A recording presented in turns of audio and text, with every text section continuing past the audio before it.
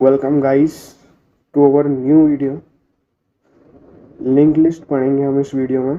Specific topic है link list, data structure के अंदर आता है। It's a important topic. Just like array होता है ना, वैसा ही होता है लिंक लिस्ट। बहुत इंपॉर्टेंट टॉपिक होता है in the terms of data structure, क्योंकि data structure itself very important in programming language. तो हम चालू करते हैं लिंक लिस्ट के बारे में पढ़ना। लिंक लिस्ट क्या होता है?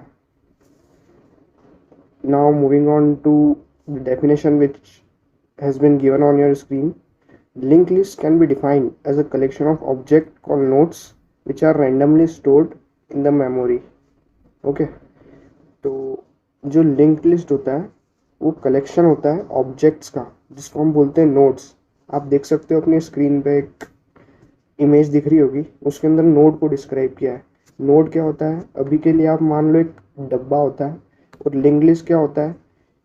जब सब डब्बे को अरेंज कर दिया जाता है एक दूसरे से कनेक्ट करके, तो जो स्ट्रक्चर बनता है उसे हम लिंक लिस्ट बोलते हैं। ओके, अब जब लिंक लिस्ट हम पढ़ते क्यों हैं, हमें इसकी क्या ज़रूरत पड़ी? तो what is need of link list? Till now we are using array data structure to organize the group of elements that are to be stored individually in memory, but it has several disadvantages which are to be overcome। ठीक है, अरे data structure हमने पढ़ा था, कितना easy data structure है। फिर हमें लिंक लिस्ट की ज़रूरत क्यों पड़ी? उसके कुछ डिसएडवांटेजेस हैं जो लिंक लिस्ट ने पूरे किए हैं। ओके, इसलिए हम लिंक लिस्ट पढ़ते हैं। अब हम वो डिसएडवांटेजेस देख लेते हैं जो कि अरे के अंदर थे और लिंक लिस्ट में नहीं है। सबसे पहला आता है आपका memory allocation. Okay, memory allocation. अभी मेमोरी एलोकेशन क्या चीज़ है? अरे में हमने देखा था, जब भी हम कोई अरे डिक्लेयर करते हैं तो हम कैसे डिक्लेयर करते हैं?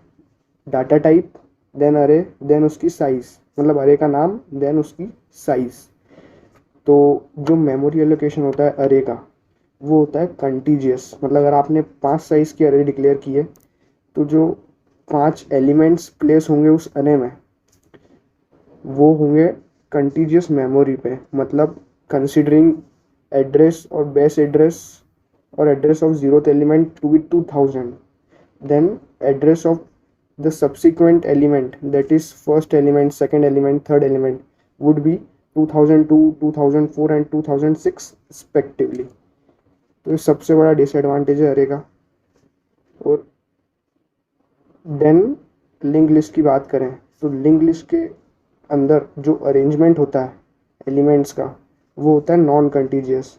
मतलब अगर पहला एलिमेंट 2000 पे है तो तीसरा या दूसरा एलिमेंट जो होगा वो 3000 पे भी हो सकता है, 2002 पे भी हो सकता है। मतलब उसकी जो एड्रेस है वो डिफाइन नहीं है, वो कहीं पे भी हो सकता है। तो ये लिंक लिस्ट के अंदर एक चीज़ है और ये अरे के अंदर एक चीज़ है। सेकेंड डिसएडवांटेज जो होता है वो होता है आपका साइज़ का।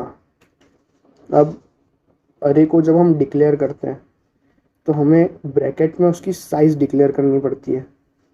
और इन केस कभी जो यूज़र है उसने साइज़ से ज़्यादा डाटा एंटर कर दिया, तो साइज़ तक, और हमने उस डाटा को प्रिंट कराया तो साइज़ तक तो सही प्रिंट करेगा, लेकिन उसके बाद जो यूज़र ने डाटा एंटर करा होगा वो कहीं भी रैंडम एड्रेस पे स्टोर हो जाएगा और वो प्रिंट नहीं होगा, और जो प्रोग्राम है वो एरर दे देगा। टेकिंग अपोजिट केस, यदि हमने 1000 की एरे डिक्लेयर करी और जो यूज़र है उसने 500 एलिमेंट तक ही डाटा इनपुट करा, तो जो बचे हुए 500 स्पेस, 500 एलिमेंट्स के लिए हमने स्पेस बचा के जो रखी थी वो तो वेस्ट हो गई, क्योंकि ना वो यूज़र के काम आएगी ना ही सिस्टम के काम आएगी, क्योंकि वो रिजर्व्ड हो चुकी है। तो ये होता है साइज़ वाला फंडा, कि अगर आपने अरे में एक बार साइज़ डिक्लेयर कर दी तो आप उसको टर्न टाइम पे चेंज नहीं कर सकते हो। और coming on to link list, link list में आपको साइज़ डिक्लेयर करने की कोई ज़रूरत नहीं है। ये एक फ़ायदा है लिंक लिस्ट का, इससे स्पेस भी बचती है जो कि एफिशिएंट होती है इन केस जब डाटा बहुत सारा हो। इन लार्ज क्वांटिटी जब डाटा होता है तो ये एक इफ़ेक्टिव वे है यूज़ करना लिंक लिस्ट का। ठीक है, तो ये हमारी हो गई साइज़ की बात लिंक लिस्ट के ऊपर। देन अब हम पढ़ लेते हैं नोड क्या होता है। उस वक्त के लिए मैंने तो आपको जब डेफिनेशन बोला था पढ़ने का, उस वक्त के लिए मैंने बोला था नोड को आप एक डिब्बा मान लो। अब हम पढ़ते हैं नोड होता क्या है। Each record of a linked list is called an element और नोड। लिंक जैसे अरे के अंदर हम बोलते हैं ना कि अरे हमने 5 ही डिक्लेयर करी, तो जो फर्स्ट एलिमेंट है वो इस पोजीशन पे प्लेस होगा। वही जो पोजीशन होती है उसे ही हम लिंक लिस्ट बोल देते हैं।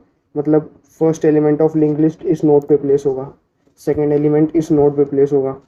ठीक है, आप तो वो देख सकते हो अपनी स्क्रीन पे इमेज। नोड के अंदर दो पार्ट होते हैं, एक डाटा पार्ट और एक होता है लिंक पार्ट। अब डाटा पार्ट क्या करता है, डाटा स्टोर करने का काम करता है। डाटा मतलब जो आप यूज़र से वैल्यू ले रहे हो या आप जो खुद स्टोर करा रहे हो वैल्यू, वो स्टोर करने का काम करता है। और लिंक पार्ट क्या होता है, लिंक पार्ट वो वाला पार्ट होता है जहाँ से जिस पार्ट में एड्रेस स्टोर होता है उसकी नेक्स्ट नोड का। Okay, and in W link list link part में प्रीवियस नोड का भी एड्रेस स्टोर होता है। हम आगे पढ़ेंगे W link list, single link list, ये सब टाइप्स ऑफ लिंक लिस्ट है। तो जो डाटा पार्ट होता है उसमें हम डाटा स्टोर करते हैं, और जो लिंक पार्ट होता है उसमें हम आगे वाली नोड का एड्रेस स्टोर करते हैं जिससे हम उसे एक्सेस कर पाए। हम किसी भी वैल्यू को या किसी भी वेरिएबल को कैसे एक्सेस करते हैं, अगर हमें उस वेरिएबल का एड्रेस पता है तो हम वो वेरिएबल को एक्सेस कर सकते हैं, उसकी वैल्यू को एक्सेस कर सकते हैं।